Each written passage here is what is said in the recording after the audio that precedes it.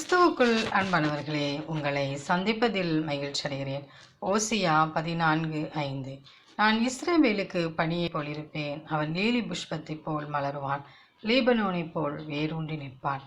ஆம் பிரியமானவர்களே, நாம் நம் தேவனாகிய கர்த்தர் நம் ஒவ்வொருவருக்கும் அவர் பனியைப் போல இறங்கி காணப்படுகிறார்.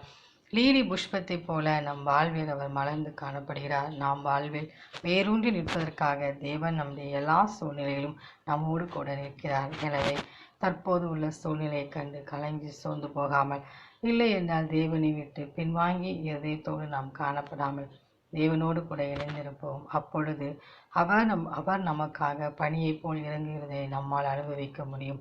நம் வாழ்வில் அவர் லீலி புஷ்பத்தை போல் மலர்ந்து காணப்படுவார். அந்த தேவனின் அன்பு கரங்களை நாம் பற்றி கொண்டு அவரோடு கூட வாழ்வோம்.